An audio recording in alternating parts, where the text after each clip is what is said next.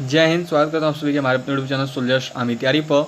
तो शाम के 7 बज चुके हैं और आ चुका हूँ मैं आपके बीच आज की इंडियन आर्मी के प्रीवियस ईयर क्वेश्चन पेपर की क्लास को लेकर। आज जो हमारा देखिए शाम 7 बजे क्लास है, इसमें हम सब पेपर करेंगे सोल्जर जीडी का, जो कि देखो वाराणसी लखनऊ का है। ठीक है, ये इसमें देखो ड्यूरेशन जो 60 मिनट होता है वही लिखा हुआ है। आगे मैक्सिमम मार्क्स 100 और 35 पासिंग मार्क्स, ये बेसिक डिटेल्स दी हुई हैं। तो चलिए आज के पेपर को कर लेंगे। पेपर को करने से पहले यदि आप हमारे इस यूट्यूब चैनल पर नए हो तो जल्दी से चैनल को सब्सक्राइब करिए। सब्सक्राइब करके जल्दी से बेल आइकन को प्रेस करें, जिसको ऑल पे सेट कर लीजिएगा, ताकि जो भी अपडेट होगी, जो भी क्लासेस ली जाएंगी हमारे द्वारा, वो आपको सबसे पहले मिल सके। और उसके साथ साथ देखो, जिन्होंने अभी तक क्लास को सेशन को लाइक नहीं किया वो जल्दी से क्लास को सेशन को लाइक करिए और अपने वैसे फ्रेंड्स के साथ शेयर करिए जो कि इस बार एग्जाम देने वाले हैं इंडियन आर्मी की जीडी की, उन तक इस पेपर को जरूर पहुँचाए जिसको इसकी बहुत ज़्यादा ज़रूरत है। तो चलिए आज की क्लास को शुरू कर लेते हैं। और देखिए प्लेलिस्ट बना दी गई है, प्लेलिस्ट में जाकर आप सभी के सभी क्लासेस को देख सकते हो। बहुत सारे प्रीवियस ईयर क्वेश्चंस भी करवा दिए हैं, तो सभी प्लेलिस्ट आपको डिस्क्रिप्शन बॉक्स में मिल जाएगी उनके लिंक, या फिर प्लेलिस्ट सेक्शन से भी जाकर आप उन्हें देख सकते हैं। ठीक है, और एक बात याद रखिएगा कि रोज़ दोपहर 1 बजे जो है देखो इंडियन आर्मी का इंपॉर्टेंट जीके जीएस का क्लास आता है, एंड रोज़ शाम 7 बजे देखो आपका इंडियन आर्मी का प्रीवियस ईयर क्वेश्चन पेपर का क्लास आता है। तो हमारी दोनों क्लासेस के साथ आप सब जरूर जुड़े। तो चलिए शुरू करते हैं आज की क्लास को क्वेश्चन नंबर 1 के साथ। और देखिए आज का जो आपका टारगेट है वो आपका जो जीके जीएस है, ठीक है, जो जीके सेक्शन है, इसे मैं आपको 15 का टारगेट दे रहा हूँ। ठीक है, आज जो आपको 15 में से 15 बनाने होंगे। जीके वाला मैं बात कर रहा हूँ, जो भी जीके करोगे 1 से लेकर 15 तक, उसमें आज आपको 15 में से 15 बनानी होगी। ऐसा इसलिए मैं बोल रहा हूँ क्योंकि जो भी आज 15 जीके के क्वेश्चन हैं वो सभी आपको मेरे द्वारा पढ़ा दिए गए हैं, और जो भी क्वेश्चन देखो मैं पढ़ाता हूँ उसमें आपसे पूरा एक्सपेक्टेशन रखता हूँ। जो भी मेरी क्लासेस अटेंड करते हैं वो सभी जरूर बनाओगे। ठीक है, और जो नए बच्चे हैं उनके लिए तो ये नहीं रहेगा, मानिए वो कर पाएंगे नहीं, वो अलग बात है, लेकिन जिन्होंने मेरी क्लासेज अटेंड की हैं, जिनको मैंने पढ़ाया है, उन सभी को मैं देखो 15 आउट ऑफ 15 का टारगेट दे रहा हूँ जीके में। वो सभी 15 में से 15 आज बनाएंगे। ठीक है, और यदि नहीं बनाया तो आज मैं आपका पक्का सर फोड़ने वाला हूँ, क्योंकि जो मैंने पढ़ाया वो आपको बनाना पड़ेगा। ठीक है, तो चलो शुरू कर दो। 15 में से 15 आज आपको बनाना होगा, तो आज आपका सर मैं फोड़ दूंगा। तो चलो यहाँ पे क्या दिया हुआ है देखो, who founded Mughal density in India. Bharat में मुगल साम्राज्य की स्थापना किसने की थी? औरंगजेब, अकबर, हुमायूं या बाबर? तो याद रखना, भारत में जो मुगल साम्राज्य की स्थापना किसने की थी? तो चलिए सभी के आंसर बिल्कुल सही आए हैं। क्या है? बाबर। ठीक है, बाबर के द्वारा जो है भारत में मुगल साम्राज्य की स्थापना की गई थी। आगे देखते हैं, जो कि देखो यहाँ पे where is the sun temple located. सूर्य मंदिर कहाँ पर स्थित है? गोवा में, मदुरई में, चेन्नई में या फिर कोणार्क में? तो सबको पढ़ाया है ना सूर्य मंदिर कहाँ पे। तो जो सूर्य मंदिर है ये देखो आपका स्थित है कोणार्क में। सबकी सही गई होगी। चलिए बिल्कुल सही। अगला क्वेश्चन देखते हैं, जो कि है देखो यहाँ पे आपका क्वेश्चन नंबर 3। ये देखो क्या है आपका, who compose the famous song सारे जहाँ से अच्छा। प्रसिद्ध गीत सारे जहाँ से अच्छा की रचना किसने की? बंकिम चंद्र चटर्जी ने, रविन्द्रनाथ टैगोर ने, मोहम्मद इकबाल ने या फिर जयदेव ने? तो देखो मैं समझ रहा हूँ थोड़ा सा आपको आज का पेपर देखने में थोड़ी सी दिक्कत होगी। कारण ये कि देखो जिनके द्वारा भेजा गया उन्होंने ऐसे ही भेजा है, तो कोई नहीं, पता चल रहा है। वैसा अभी हाल नहीं है कि नहीं कर पाइएगा, 20 मिनट का क्लास में कुछ फर्क पड़ना नहीं है। तो चलिए सब कुछ बनाइए। प्रसिद्ध गीत सारे जहाँ से अच्छा की रचना किसने की? देखो पहले तो प्रीवियस ईयर मिलना बहुत मुश्किल होता है, और मिल गया तो बनाने में कोई दिक्कत नहीं है। तो देखिए प्रसिद्ध गीत सारे जहाँ से अच्छा की रचना किसने की थी? सबको पढ़ाया। राइट आंसर क्या होगा? तो मोहम्मद इकबाल, सी। मोहम्मद इकबाल के द्वारा जो है देखो प्रसिद्ध गीत सारे जहाँ से अच्छा की रचना की गई थी। चलिए अगला क्वेश्चन देखेंगे, जो कि है देखो यहाँ पे आपका क्या दिया हुआ है देखो, कि besides India, Pakistan and Sri Lanka which other Asian country has rupee as its currency. Bharat, Pakistan और श्रीलंका के अलावा वह कौन सा एशियाई देश है जिसकी मुद्रा रुपया है? भूटान, इंडोनेशिया, नेपाल या म्यांमार? निम्न में से भारत, पाकिस्तान और श्रीलंका के अलावा कौन सा ऐसा देश है जिसकी मुद्रा रुपया है? सबको पढ़ाया है। प्रीवियस ईयर में ही एक दिन ये क्वेश्चन मैंने करवाया था, इसलिए मैं बोलता हूँ देखो किसी भी एग्जाम को अटेम्प्ट करने के लिए प्रीवियस ईयर सबसे अच्छा साधन है, सबसे अच्छा स्कोर करने के लिए। प्रीवियस ईयर को बनाइए, क्वेश्चन सभी रिपीटेड रहते हैं, एक जैसे ही आते हैं। ठीक है, तो क्या आंसर होगा देखो, तो भारत, पाकिस्तान और श्रीलंका के अलावा वह कौन से एशियाई देश है जहाँ की मुद्रा रुपया है? तो वो देश है आपका नेपाल। ठीक है, राइट आंसर क्या होगी? तो नेपाल। नेपाल जो है इसकी भी मुद्रा देखो रुपया है। ठीक है, चलिए अगला क्वेश्चन करेंगे, जो कि यहाँ पे है देखो आपका क्या दिया हुआ है। क्वेश्चन है देखो आपकी यहाँ पे, हु रोट द होली ग्रंथ गीता। क्या दिया है? पवित्र ग्रंथ गीता किसके द्वारा लिखी गई थी? वेद व्यास, कृष्णा, कालिदास या फिर वाल्मीकि? ऑप्शन नंबर ए में वेद व्यास है, ऑप्शन नंबर बी में कृष्णा है, सी में कालिदास और डी में वाल्मीकि है। तो याद रखिएगा पवित्र ग्रंथ गीता जो है ये देखो लिखा गया था वेद व्यास के द्वारा। राइट आंसर क्या होगा? तो ऑप्शन नंबर ए, जो वेद व्यास है उनके द्वारा जो पवित्र ग्रंथ गीते को लिखा गया था, गीता को। ठीक है, चलिए अगला क्वेश्चन देखेंगे, जो कि है देखो यहाँ पे आपका दिया हुआ है, who appoints the governor of Indian state. States भारतीय राज्यों के राज्यपालों की नियुक्ति कौन करता है? राष्ट्रपति, प्रधानमंत्री, उपराष्ट्रपति या फिर देखो केंद्रीय मंत्रिमंडल। निम्न में से किसके द्वारा जो है भारतीय राज्यों की राज्यपाल की नियुक्ति की जाती है? सभी को पढ़ाया और सभी से आंसर चाहूंगा। तो देखो आज कंजूसी मत, आज थोड़ा सा अपना क्वालिटी बढ़ा लो वीडियो का, ठीक है। आज सबको थोड़ा 480p तक उसको लेके चले जाइए, थोड़ा सा क्वालिटी बढ़ा दीजिए। ये 360 भी कर सकते हैं, फ्रेश दिखेगा।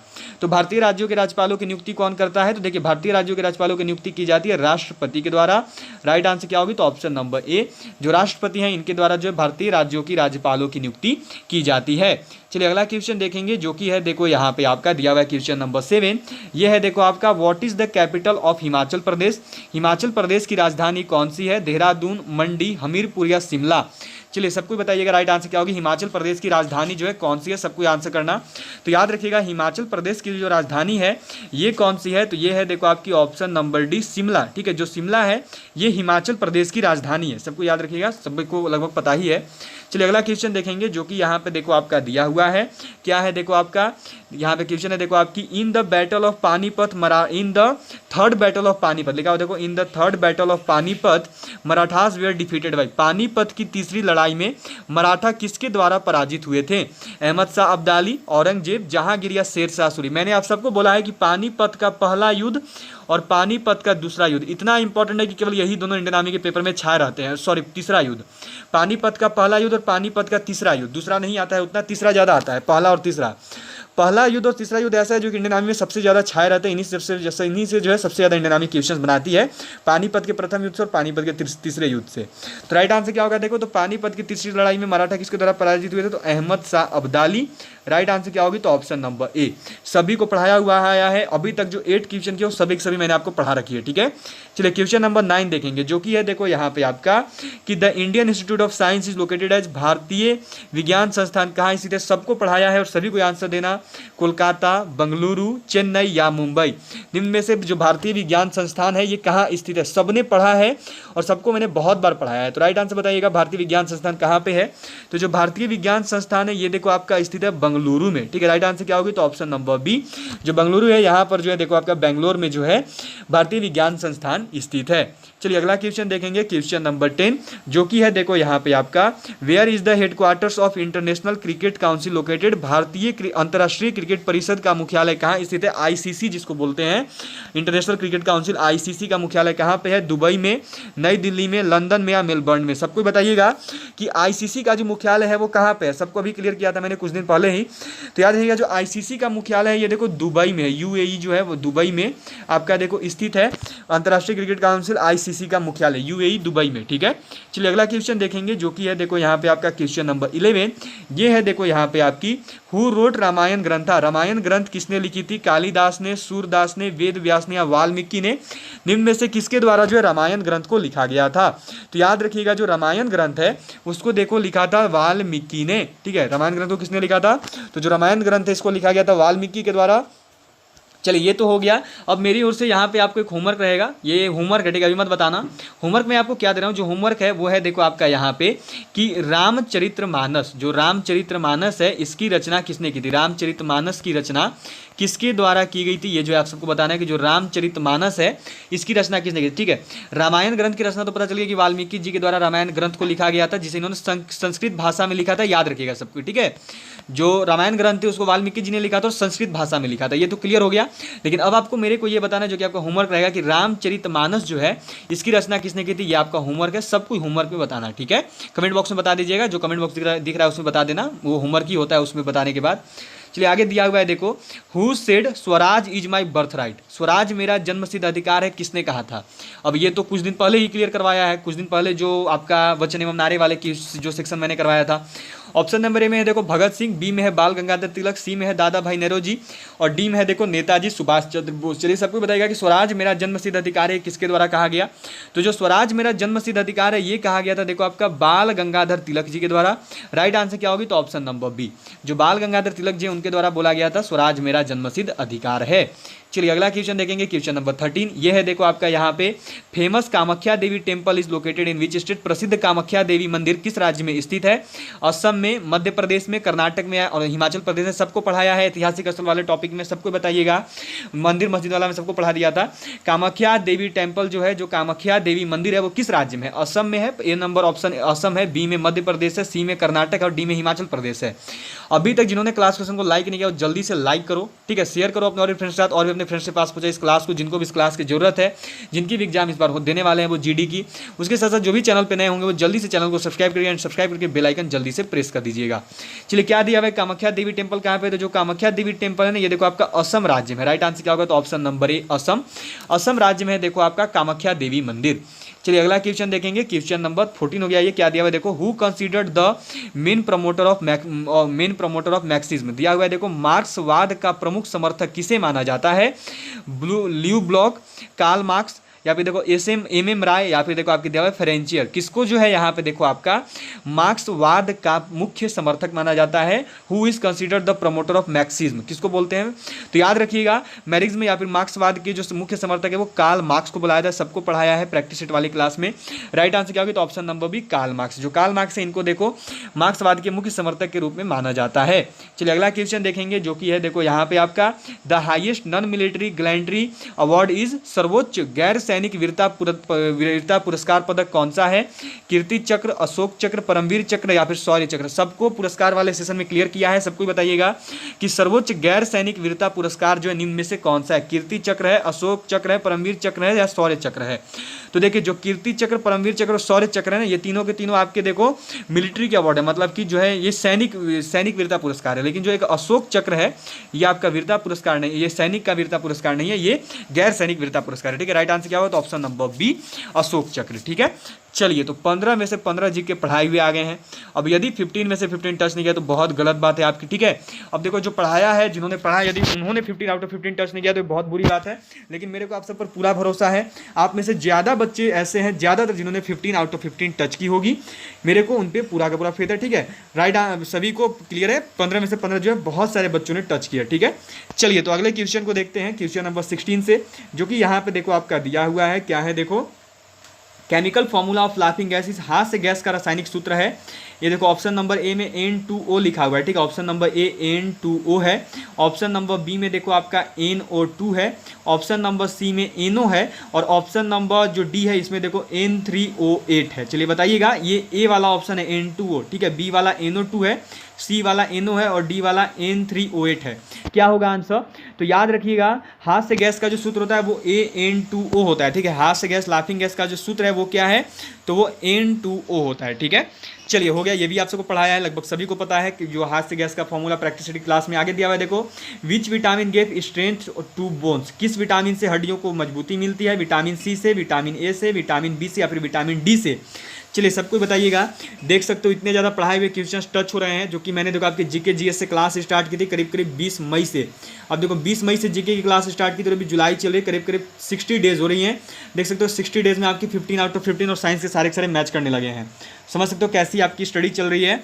सभी को नोट डाउन करते चलिए सभी क्लासेज को, और जो भी प्रीवियस क्लास मिस कर दी होंगे वो प्लेलिस्ट में जाकर सभी क्लासेज को देख सकते हैं। ठीक है, आर्मी का प्रैक्टिस सेट का अलग से प्लेलिस्ट है, और आर्मी का जो है प्रीवियस ईयर का भी अलग से प्लेलिस्ट है, और आर्मी का इंपॉर्टेंट जीके जीएस क्लास के भी अलग से प्लेलिस्ट है। तो सभी क्लासेज देखिए जाकर। ठीक है, तो किस विटामिन से हड्डियों को मजबूती मिलती है? सभी के आंसर बिल्कुल सही है। राइट आंसर क्या होगी? तो ऑप्शन नंबर डी, जो विटामिन डी है इससे देखो हड्डी को सबसे अधिक मजबूती मिलती है। किस विटामिन से? तो विटामिन डी से। ठीक है, चलिए अगला क्वेश्चन देखेंगे, जो कि है देखो यहाँ पे आपका, which of the following is heaviest रे? बताना है कि निम्न में से सबसे भारी किरण कौन सी है। सबको पढ़ाया है, सबको ये जो क्वेश्चन है केमिस्ट्री वाले क्लास में किया गया है, बीटा किरण, गामा किरण, एक्स किरण या फिर देखो अल्फा किरण, सबको बताइएगा।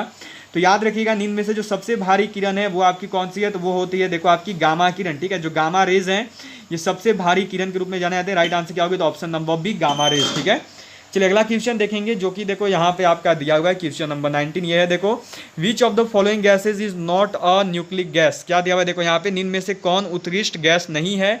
ऑक्सीजन, नियॉन, आर्गन या हीलियम। निम्न में से कौन सा ऐसा गैस है जो कि एक यहाँ पे देखो उत्कृष्ट गैस नहीं है? तो चलिए राइट आंसर क्या होगा?